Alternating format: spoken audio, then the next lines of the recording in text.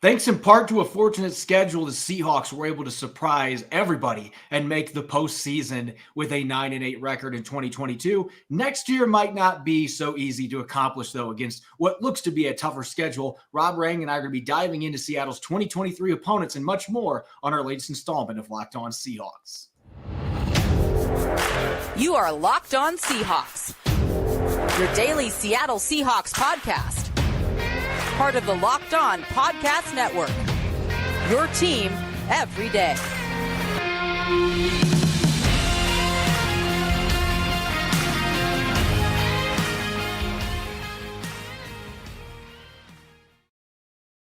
Greetings, 12. This is Corbin Smith, your host for Locked On Seahawks, joining me for our first mock draft Monday of the 2023 offseason. My co-host in crime, Rob Rang. A special thanks to all the 12s out there for making Locked On Seahawks your first listen 5 days a week. And we hope each and every one of you had an excellent weekend and are looking forward to some more Seahawks coverage as we now continue to dive into the offseason.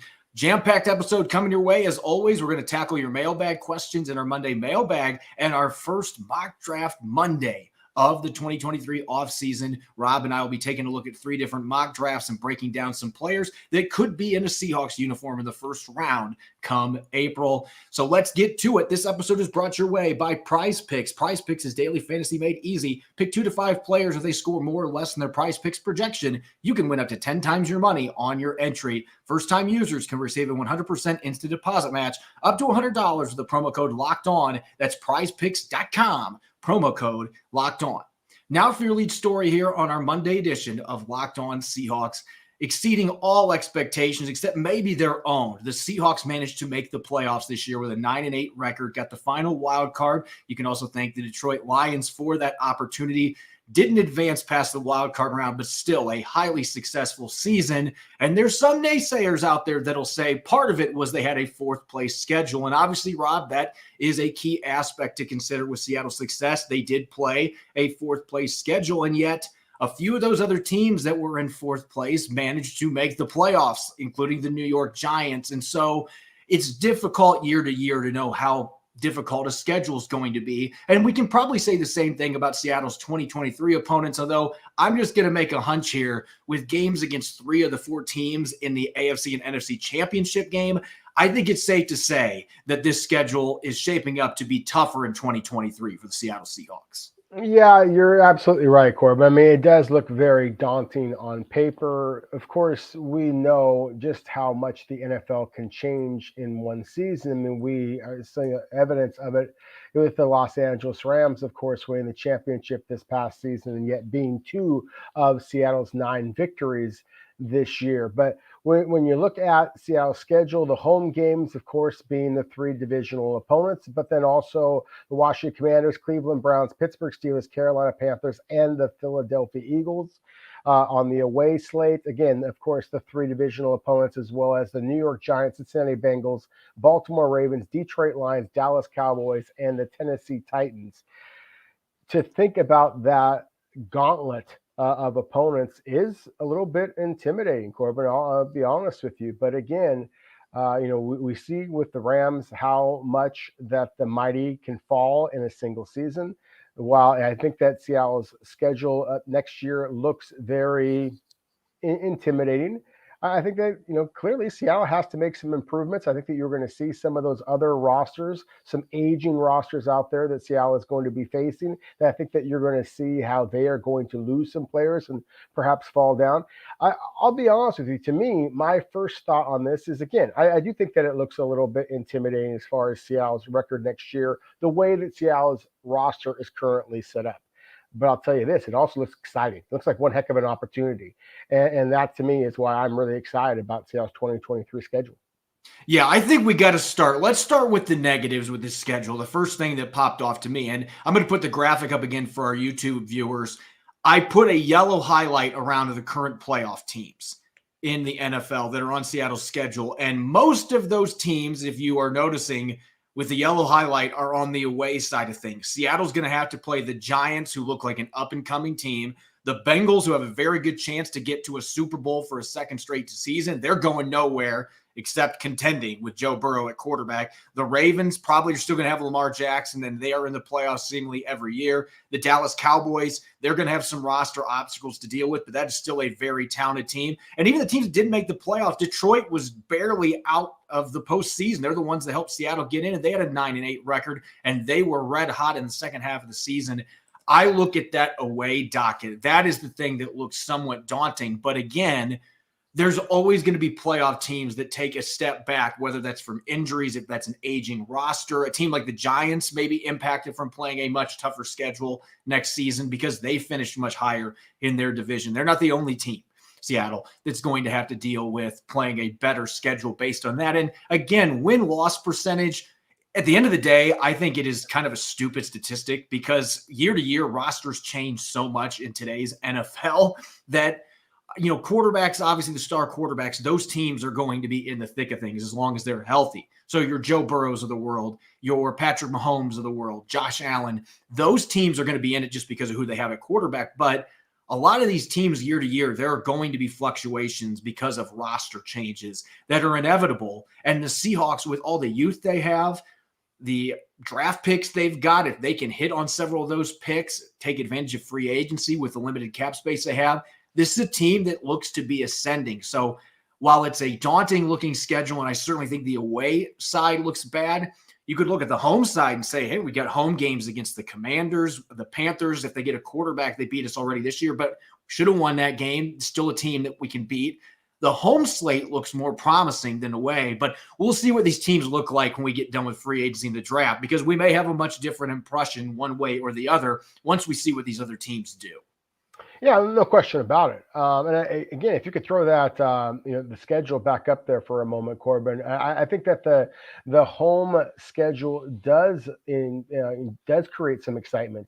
Again, I mean, I think that you look at some of the teams that are some of the most passionately followed in all of the NFL that are going to be traveling here to Seattle.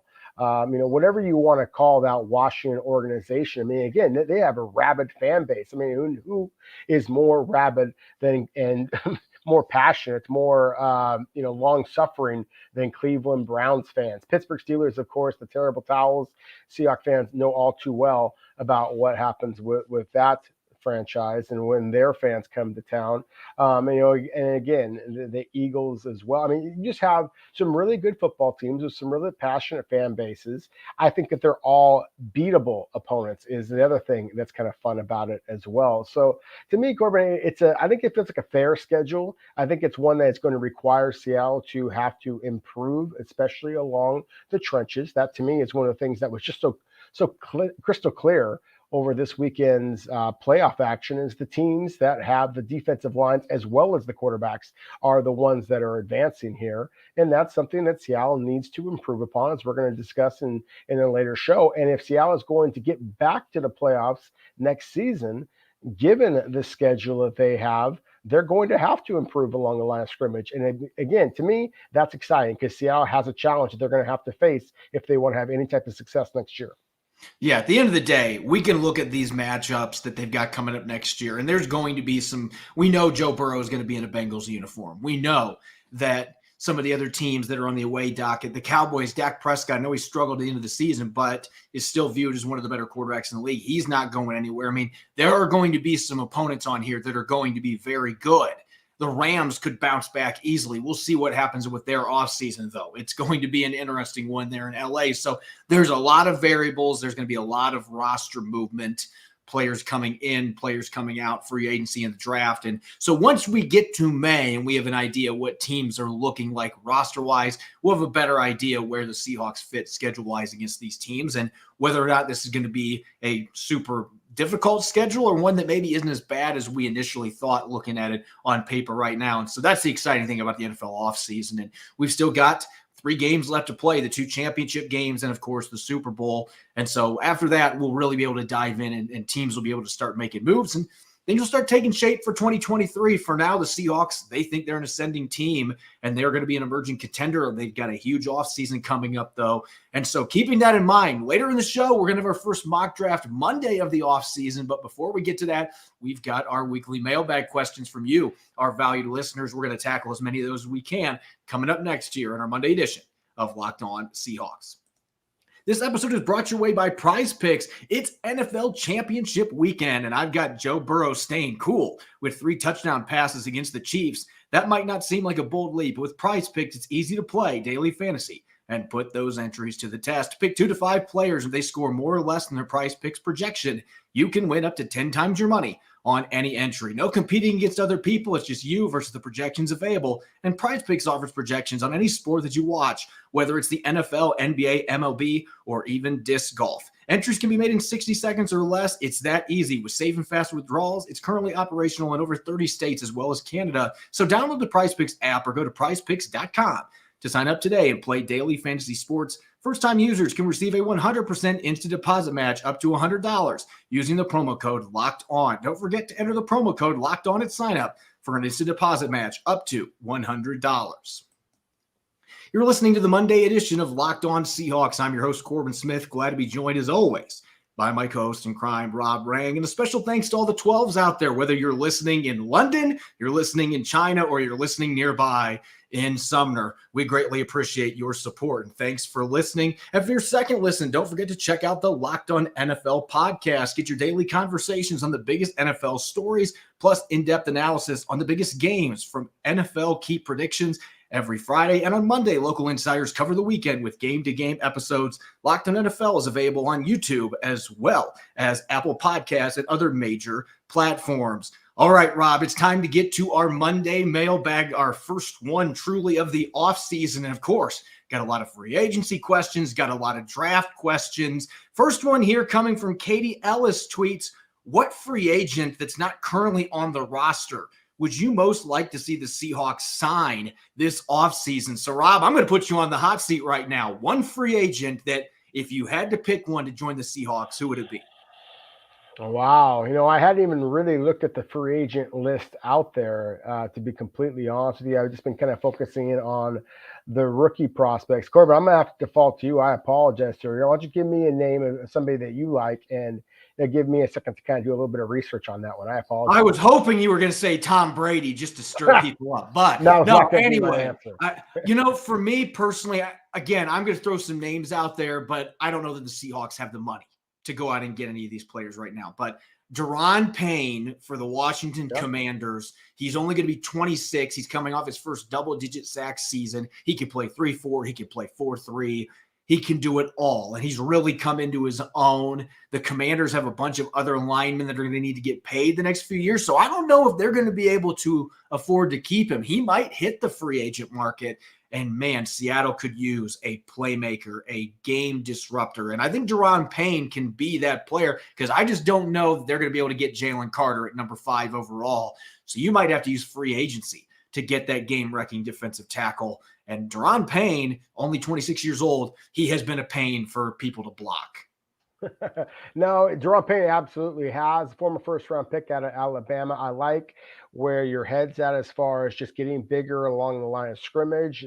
When I begged out of that question, Corbin, I went out there to the internet, and the very first thing I looked up was centers. At the free agent position. That's what I would love to see Seattle bring in. I wish that there was a center out there that I was 100% in love with his game in this veteran class. There are several from the rookie class that I'm really intrigued by. I just would like to see Seattle get a good young center, but not necessarily a rookie. And that's one of the things I'm concerned with.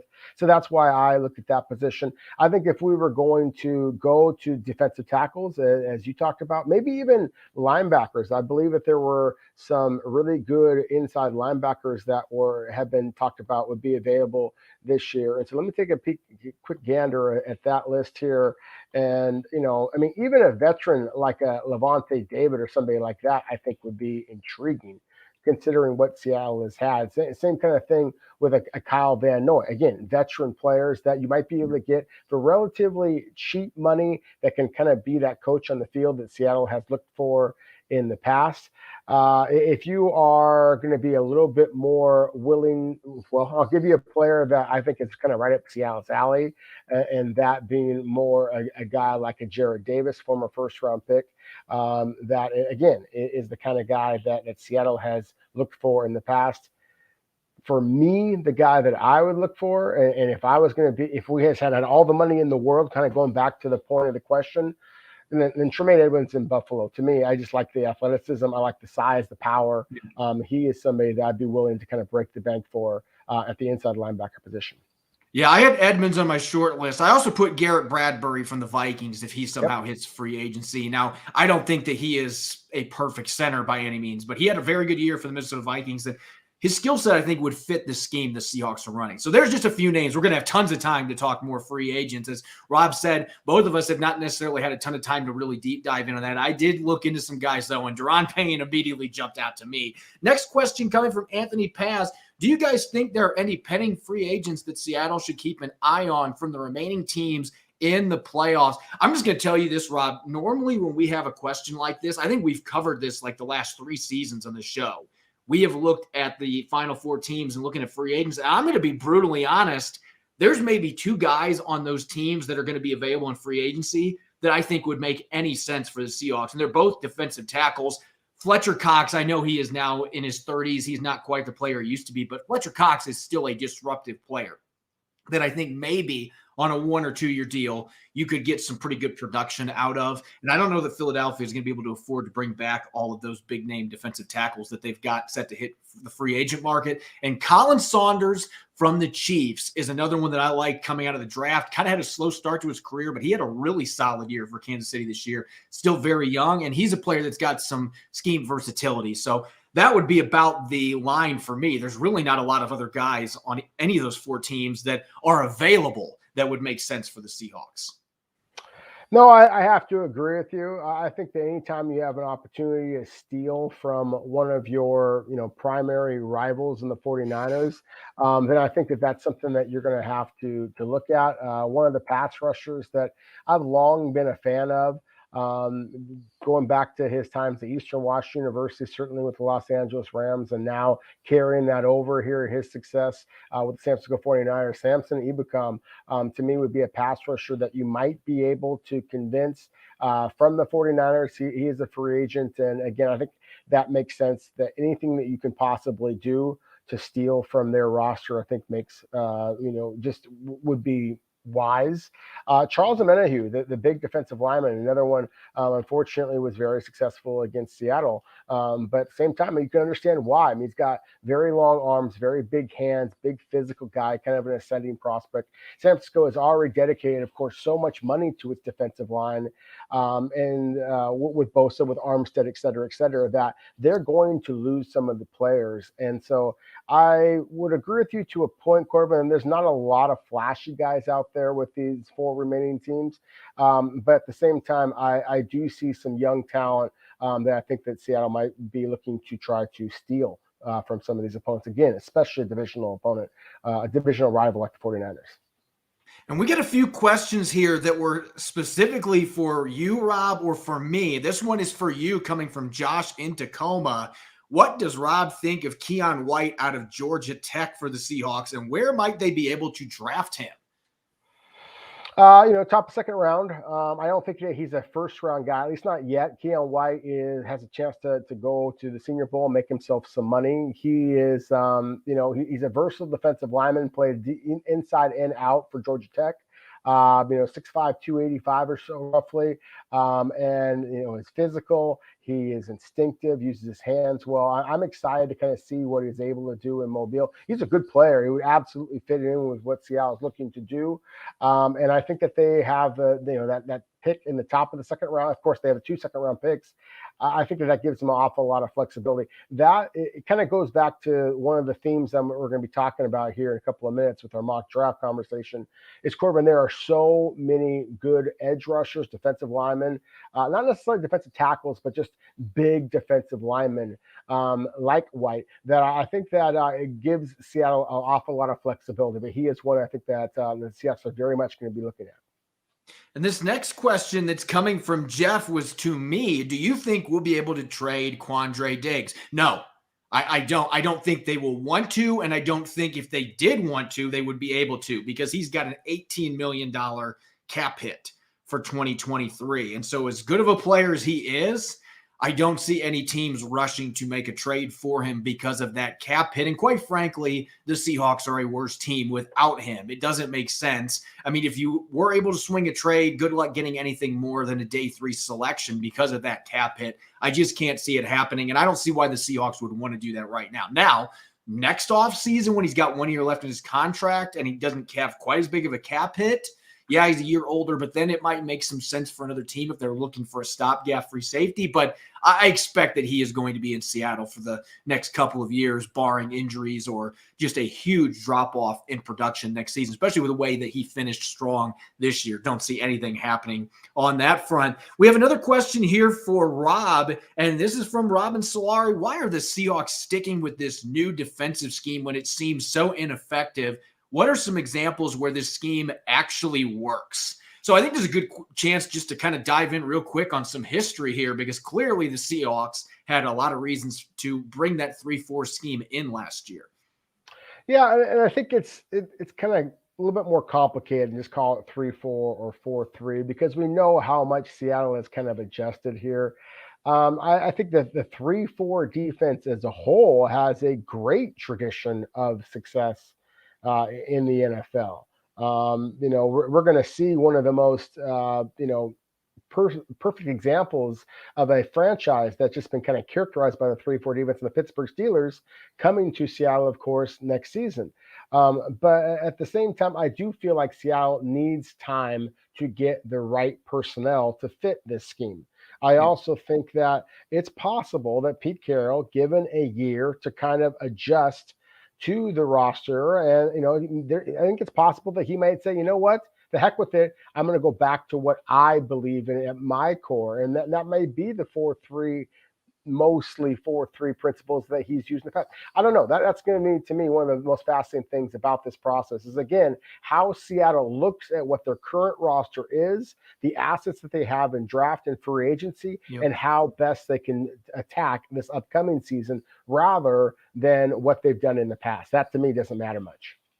And the last question here, which was for me, coming from P-Town 184 tweets, there were years of reports of how the Rams valued smaller, agile linemen versus the NFL average. Many pointed to this for helping Andrew Whitworth play longer, etc. That success was under Andy Dickerson. Has anything from the Rams O-line scheme been used in Seattle? Well, absolutely. They've been running more zone-oriented concepts, although I felt like second half of the season this year, tail end of the year, we did see a bit more of a lean on gap concepts because it was working better for the Seahawks. And you look at some of the personnel moves that they made. Charles Cross is not a massive left tackle. I mean, he's a mid-size, more of an athlete at the left tackle position. That fits with what the Rams have done with their offensive line. Austin Blythe at center, we've talked about this endlessly. For better or worse, he's under 300 pounds. He is a smaller, more cerebral offensive lineman that is better at winning place, trying to blocker. That's just not his game. So you're seeing some trickle-down effect. And I think it's been a little bit of a hodgepodge because you've had Gabe Jackson and Damian Lewis. Lewis is a much better athlete than people realize. So he can play zone or gap schemes just fine. Gabe Jackson at this stage of his career, I think he's more of a gap scheme guy. Doesn't have the movement skills that he did at one point. And at the right tackle position, we know what kind of an athlete that Abraham Lucas is, even though he's a little bit bigger than Charles Cross. He's not a massive human being necessarily for the tackle position at 315, 320 pounds. So they are leaning more on athletic linemen, even if your tackle's still a really good size. By NFL standards, they're average size tackles. And clearly at center, they had one of the smaller starting centers in the NFL in Austin Blythe. So I think you are seeing some of that in how the Seahawks are handling their offensive line. And I would anticipate they're going to continue doing that as they try to upgrade their interior offensive line this offseason. Coming up next, it's our first mock draft Monday of the 2023 offseason. We're going to dive into 3 different mock drafts, one coming from NFL.com, one from CBS, and one from Pro Football Focus, and diving into some prospects who could be on Seattle's big board as we get closer to the start of the 2023 NFL draft. We'll get to those mock drafts coming up next here on our Monday edition of Locked On Seahawks. This episode is brought to you by FanDuel. The NFL playoffs are here. We're really excited about our new sports betting partner for Locked On because they're the #1 sports book in America, and that's FanDuel. If you're new to FanDuel, that's even better. They have so many great features that make betting on sports fun and easy. New customers join today to get started with $150 in free bets guaranteed when you place your $5 bet. Just sign up at FanDuel.com/lockedon. FanDuel has all your favorite bets from the money line to point spreads to player props. Plus, you can even combine your bets for a chance at a bigger payout with a same-game parlay. Looking at championship weekend after beating the Bills, I'm actually liking the Bengals' chances at plus 1.5 to pull off the upset at Arrowhead Stadium. All of this is on an app that's safe, secure, and super easy to use, so you can make bets like the one that I'm planning to with that Bills-Bengals game. Football fans, don't miss out. Place your first $5 bet to get $150 in free bets, win or lose, at FanDuel.com/lockedon. Make every moment more with FanDuel, the official sportsbook partner of the NFL. You're listening to the Monday edition of Locked On Seahawks. I'm your host, Corbin Smith. Glad to be joined, as always, by my co-host in crime, Rob Rang. A special thanks to all the 12s out there for making Locked On Seahawks your first listen 5 days a week. We greatly appreciate it. Rob, I know this is what you have been chomping at the bit about for the last couple of weeks. When the Seahawks season ends, obviously there's the disappointment of the season ending, but then at the same time, it's time to flip the script to mock draft season, NFL draft season in general. And we have our first crop of mock drafts to dive into. So let's get to it. Our first one coming from Daniel Jeremiah of NFL.com. And we're going to see a lot of mock drafts that are like this over the next couple of months, Rob, just because we know how much the Seahawks need help on defense, especially along their front 7. So with the 5th pick, Tyree Wilson, the edge out of Texas Tech, and then at pick 20, doubling down with another edge, Will McDonald from Iowa State.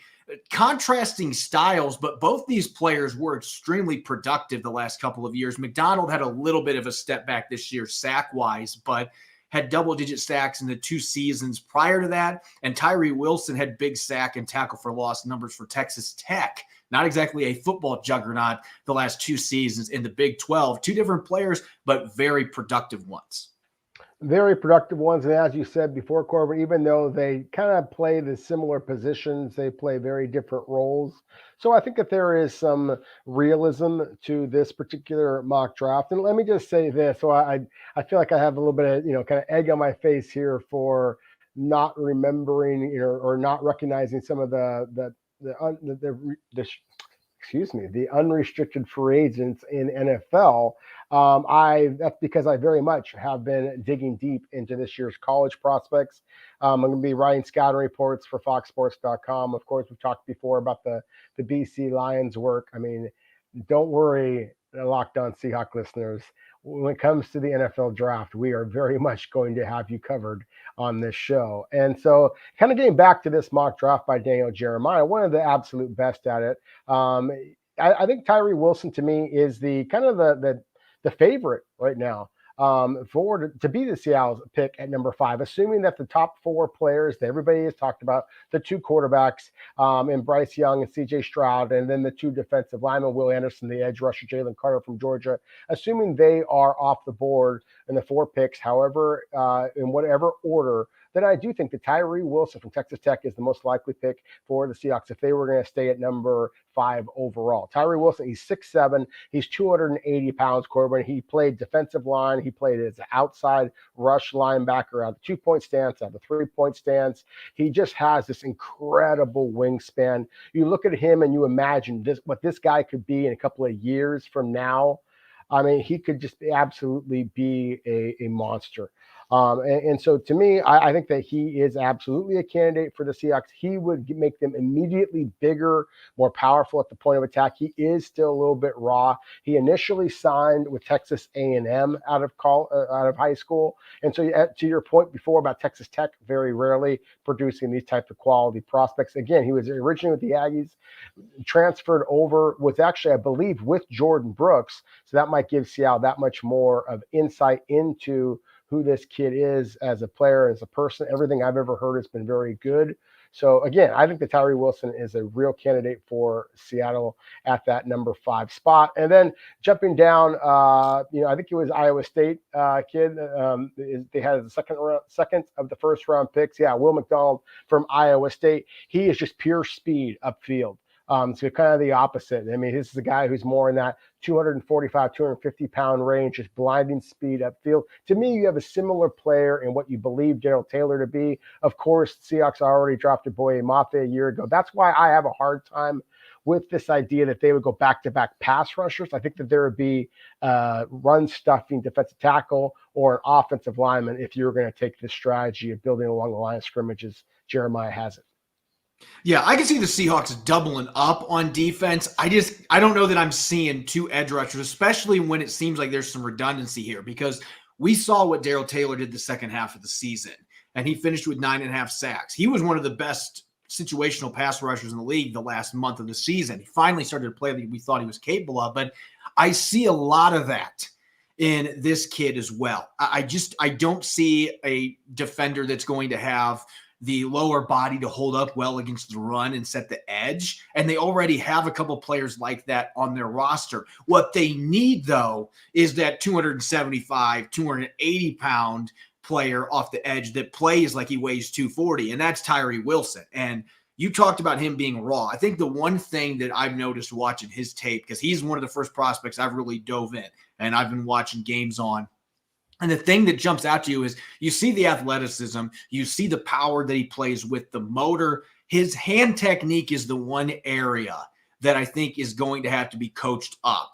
In particular, working off his counters, being able to expedite that process a little bit. Is that something that can be corrected? Absolutely, especially with a guy like this that I think is going to test extremely well in the pre-draft process. So I think he absolutely has top 5 pick talent, and if the Seahawks can get a chance to take him, he's a player that can fit in any scheme. I think you could play him on the outside. He could drop down and play some traditional end for you if you wanted to have 4-man front. So that kind of versatility, I think, would be big. Both these players have first-round talent. I just think that Tyree Wilson is the kind of player the Seahawks badly need. I'm not sure that the same could be said for the other kid. Now, looking at our next one here, coming from Josh Edwards of CBS Sports, we have a quarterback, Will Levis, going at pick number 5 out of Kentucky, the heir apparent to Geno Smith, or maybe in this case, the replacement for Geno Smith. Who knows what Josh Edwards was thinking with this mock draft. But at pick 20, going back to defense, Levis Bresee from Clemson, big defensive tackle, who I've seen a lot of top 10 buzz for him, but in this mock, he goes at pick number 20. I know that there's going to be some interesting discussions about quarterbacks the next couple of months for us on this show. And anybody that follows me on Twitter, you can follow me on Twitter at Corbin Smith NFL if you're not already. But Will Levis is one of the biggest enigmas for me going into this draft class at any position, because you do see where the Josh Allen comparisons are coming from. 6'3", 230 pounds. He can throw the ball over the moon. He's got a rocket arm. He's got great athleticism. He is a load to bring down. He's tough. He played through a bunch of injuries this past season. So there's a lot of things to like. But there's also some things that really scare me more than what Josh Allen did coming out of Wyoming. Even though Allen had accuracy concerns, I don't see a quarterback that can consistently throw with anticipation. I see a lot of, I don't have any hair to pull out, but if I did, there are plays that he makes that it's mind-numbing, wondering where he's going with the football, and that scares me. I think the traits, we've seen quarterbacks get picked in the top 5, top 10 just for their traits, and there is some decent production there for him too, but he regressed in a lot of ways. Some of it was injuries, some of it was the lack of offensive line in front of him, some of it was the play calling, but some of it's got to go in the player too. He made some harebrained decisions this year for Kentucky, so at number 5, that feels really rich to me. Maybe we'll get a month down the road and he'll impress with the combine. It's like, you know what? That's a kid we can coach up. But there's a lot of red flags there for me, at least. No, there are for me as well. I agree with what you said, though. I think that there is a lot of very real physical talent with Levis that NFL teams are going to take into account. They're going to take into account the fact that he had a NFL offensive coordinator this past season and has had NFL caliber coaches throughout his entire career. And so the adjustment that he is going to have to make to the NFL may not be quite as steep as, say, a guy like a Bryce Young or a CJ Stroud that barely had anybody breathe on them for much of their career because their offensive line that was blocking for them was just so much better than all of their opponents. And the receivers that they were throwing to, again, was just so much better. And that's one of the big arguments. But I agree with you. I mean, I see Will Levis as a guy who has a great deal of talent, but I absolutely see a huge gulf between him and the other 2 quarterbacks, again, CJ Stroud and my personal favorite quarterback in this draft class, Bryce Young, all 6 foot, 190 pounds of them soaking wet. To me, Will Levis, I agree. And number 5 overall just feels too rich. It feels like even if those other 2 quarterbacks had come off the board, then there's still going to be a very good defensive player here. I think that that's more the route that Seattle should go. Again, unless one of those 2 superstar quarterback prospects are available too. Bresee at 20, to me, feels about where he should go. He has top 10 talent. There is no doubt that he has just absolutely Pro Bowl caliber talent, but the durability concerns are significant enough that he could drop down the board a little bit. I think that Seattle might be a team that would consider him, even with the durability concerns, with that second of their first round picks. Again, you get a guy this talented fall into your lap at 20. We know that Pete Carroll has just been clamoring for getting a penetrating defensive tackle his entire time. It seems like it's been in Seattle, and Bresee can do that. Yeah, it's interesting when we're talking about the scheme dynamics, as you were talking about earlier in the mailbag, because I don't see Bresee, at least at this point. Maybe he can develop into this player because he is an outstanding athlete at his size. But you mentioned the penetrating ability. That is clearly his number 1 calling card. This is a guy that can wreak havoc, and he's got the ability to get in the backfield, defending the run, getting after the quarterback, and that has a lot of value in today's NFL. DTs right now typically don't get drafted super high unless they can really rush the quarterback. And this kid has the physical tools and the athleticism to be able to do that. One of the former top picks in the entire top recruits in the entire country. I mean, this kid he's been ballyhooed for a long time, but the durability has been an issue. And I don't see a kid that necessarily right now is a 2-gapper. So if they're wanting to play more of that 2-gap role with their 3-techs, and we didn't see that in the second half of the season, they went to more of an aggressive mode. If they're doing that, then Bresee, that's a breeze of a decision. Bring him in. Really nice athlete to put in the middle of your line. If you're going to be doing more 2-gapping, though, I have my reservations whether he is going to be able to fit in a scheme where he's going to be required to do that. Not that he couldn't be coached up to do that. I'm just not seeing that with what I've seen on film from him to this point. And so I do think you have some scheme and personnel questions you would have to address before you picked him, knowing what he's good at and what areas he's got to improve upon coming into the NFL. And our last one here, coming from Mike Renner at Pro Football Focus, sticking with Clemson. I mean, they always have a bunch of first-round picks. Myles Murphy off the edge at pick number 5. And then a corner. We know the Seahawks typically, in fact, they never pick corners this early under Pete Carroll. But for this mock draft, Ringo, the 6'2", 205-pound corner from the defending national champion Georgia Bulldogs at number 20. And I will admit, you put him across from Tariq Woolen, that truly is putting Transformers in your secondary, because this guy, Ringo, he is as physical as they come, a press cover corner. He's got great straight line speed too. you'd hearing going in terms of what the Ringo does really well, though. He comes up and he hammers you. He is a hard hitter. I have some questions about his technique, but who better to coach that up than Pete Carroll and the rest of the coaches that he has in Seattle? So I actually, at 20, I would see that making sense. Murphy's one of those players that I'm kind of torn on as far as whether I would take him in the top 5. Yeah, to me, this is the boomer bust draft of this bunch. I have my skepticism about whether Seattle would take a cornerback, as you kind of mentioned before, but Ringo's upside is so immense that he makes some sense. And the same thing, you could make the argument with Myles Murphy. I mean, my goodness, you just wait till combine time when everybody starts talking about Myles Murphy, because the guy is going to absolutely put on a show. He's 6'5", 275 pounds. He looks like a Greek god. I mean, he's exactly what you want a guy to look like. The production is through the roof. He was a 5-star guy when he signed with Clemson, and it was an immediate stud for them. And it's been a stud his entire time that he's been at Clemson. The problem is, and you kind of alluded to this a moment ago, Corbin, is that Clemson has so many really good football players, and it seems like when you have college teams that have 3 or 4 or 5 really superstar players, when they go to the NFL, only 1, maybe 2 of them wind up being as good in the NFL. And so you just really have to be right.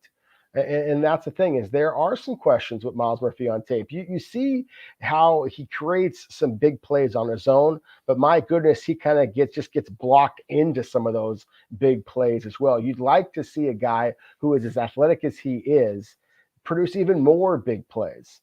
And with Ringo, there are some peaks and valleys to him. And I love the young man and his story. This is a kid who actually kind of grew up, a fair amount of his time in Tacoma. And actually was playing in Tacoma Public Schools athletic, I believe, for one of the middle schools there, Gray Middle School, if I believe. Wound up moving to Arizona, of course, became an absolute phenom in terms of a football prospect and a runner, a sprinter as well. Talk about a guy who's going to work out through the roof. That's the boomer bust element to him. I love the big plays. I mean, he, of course, won a national championship for Georgia a couple of years ago with the pick six. He had a forced fumble in this last year's big game. I mean, this is a guy who is just a ball hockey magnet, but he is pretty up and down. I would love to see Pete Carroll, of all people, coach him up, because I really think that's what Ringo needs, is a technician to kind of coach him up a little bit. But my goodness, just unbelievable combination of size and athletic ability. I think his upside is absolutely through the roof with both these players, but there is some bust factor with them as well. And again, I do think that you're going to see Seattle ultimately wind up going in slightly different positional groups. Real quick, just one thought on Murphy, because it's fitting we're talking about him during the same segment as Tyree Wilson, because these two guys look like clones in terms of body type, both around 6'6", 275, 280, and yet there's some stark differences in their game. I feel like Murphy is a more refined player with his hand technique and his counter moves, and yet at the same time, there's a lot of plays left in the field from Myles Murphy. He is not the finisher that Tyree Wilson is, and so you got to figure out which one do we think we can coach up better, the guy that has been a finisher but needs to get better with his counter moves, or vice versa. This guy's got great counter moves. He's got all the athleticism, but there's plays left in the field. And so as an evaluator, you got to figure out which one of those is better for us to bring in. And I'm not knocking either kid, because I think both have the chance to be really good NFL players. But that's what makes this time of year so much fun, when you're trying to figure out which guys are going to make it in the league and trying to make those difficult decisions when you are on the clock come April. As always, you can follow me on Twitter at Corbin Smith NFL. You can follow Rob at Rob Rang. Check out Locked On Seahawks on Apple Podcasts, Google Podcasts, Spotify, and streaming 5 days a week on YouTube. Coming up tomorrow, we're going to be dishing out our end-of-season awards on offense. So MVP, non-QB, Offensive Player of the Year, a bunch of other awards. We'll be dishing those out and much more. Hope you'll be joining us. Enjoy the rest of your Monday, and thanks for listening. Go Hawks.